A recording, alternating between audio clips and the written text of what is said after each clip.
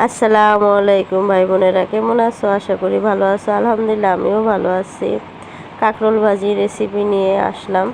কাঁকরোলটা চিকন চিকন করে আমি কুচাইয়া নিছি, আর ভিতরে যে দানাটা আছে আমি ফালাইয়া নিছি, আর উপরে যেই চিকলাটা আছে ওটাও ফালাইয়া নিছি।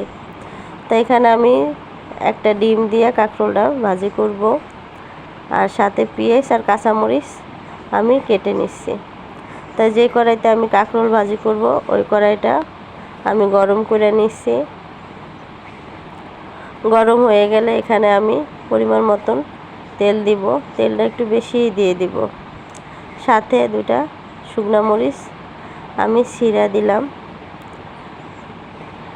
আনাম দিলে না শুকনা মরিচটা ফুটবো।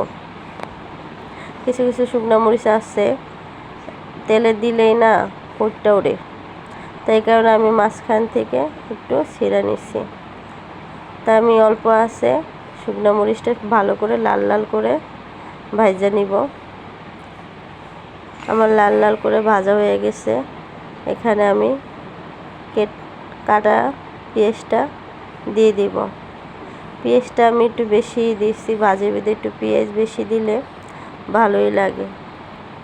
তা পেঁয়াজটা আমি সুন্দর করে তেলে ভাজা নিব।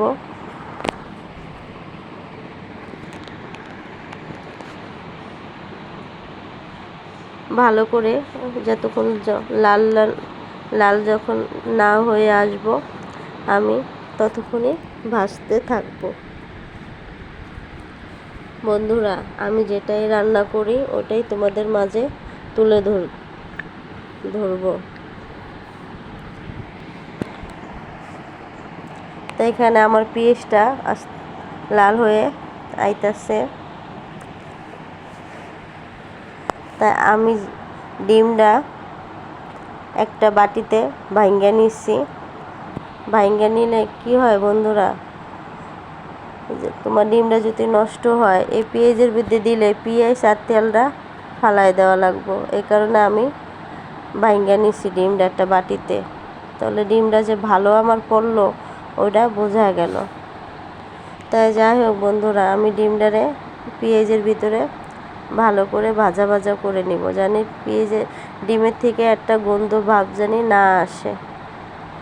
তাই দেখো বন্ধুরা, আমার ডিমটা ভালো করে ভাজা ভাজা হয়ে গেল। কিভাবে বুঝবা? যখন পেঁয়াজের থেকে তেল বের হয়ে যাইব, ডিমের থেকে তেল বের হয়ে যাব, তখন মনে করবা যে তোমার ডিম ভাজা হয়ে গেছে। তো এখানে আমি কাঁকরোল ভাজিটা দিয়ে দিব। একে একে কাঁকরোল ভাজি দিয়ে দিলাম। সাথে পরিমাণ মতন একটু লবণ দেব, আর একটু হলুদের গুঁড়া দেব। তো এখন আমি ভালো করে ডিম আর কাঁকরোলটা ভালো করে মিশিয়ে নিব। হলুদ মরিচ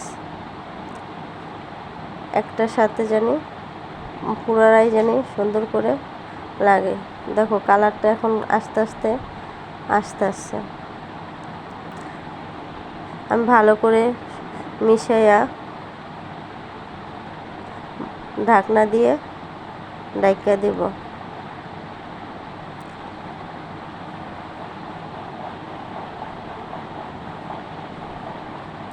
ভালো করে চাপা দিয়ে ঢাকনা দিয়ে ঢাকা দেব। আমার ঢাকনাটা আমি এখন নাড়া দিব, যে দেখি যে সিদ্ধ হয়েছে নাকি।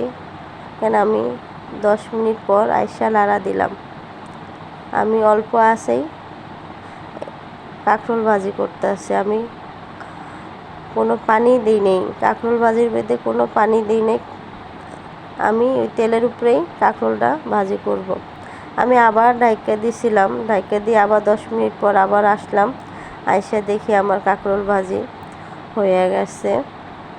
মানে হওয়ার পর যাই আমি আবার একটু সুন্দর করে ভাজিটা নাড়া দিতেছি, জানি আমার ভাজিটা তলে জানি না পড়ে, কি কোনো ক্যালসা জানি একটা ভাব জানি না আসে। ভাজিটা যদি পড়ে এখন তো তেলে ভাজা করব, ভাজিটা তো পুড়ে যদি যায় তাহলে খাইতে বন্ধুরা ভালো লাগবো না, একটু তিতে তিতে লাগবো। কাঁকরোল ভাজি তো একটু তিতা লাগবো যদি পুড়া জায়গা। তা আমি এখন শুধু লাড়তেই থাকবো। আর আমি দেখলাম যে সিদ্ধ হয়েছে কি না। সিদ্ধ হয়ে গেছে, আবার সবুজ সবুজ দেখতেও দেখা যায়। একটু বেশি করে তেল দিলে কালারটা সুন্দরই দেখা যায়, আর পানি দিলে না কালারটা ভালো দেখা যায় না। তোমরা চেষ্টা করবে একটু ভাজিতে বেশি তেল দিতে, পানি দেওয়া চেষ্টা করবা না, পানি দিলে খাইতে ভালো লাগে না। বন্ধুরা, আমার ভিডিওটা যদি তোমাদের ভালো লাগে থাকে তাহলে একটা লাইক কমেন্ট শেয়ার করে দিবা। আর আমার কথার যদি কোনো ভুল ত্রুটি হয় ক্ষমা দৃষ্টিকে দেখবা। আর আমার ভিডিওটা থেকে যদি তোমাদের কোনো উপকার আসে কমেন্টের একটু জানাইয়া দিবা। তা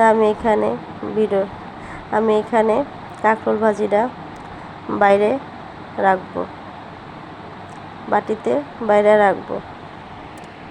দেখো আমার কাঁকরোল ভাজিটা কত সুন্দর দেখা যাইতেছে, আর এত তেল দিছি তেলটা দেখাও যাইতেছে, আর সবুজ দেখা যাইতেছে আমার ভাজিটা। ভিডিওটা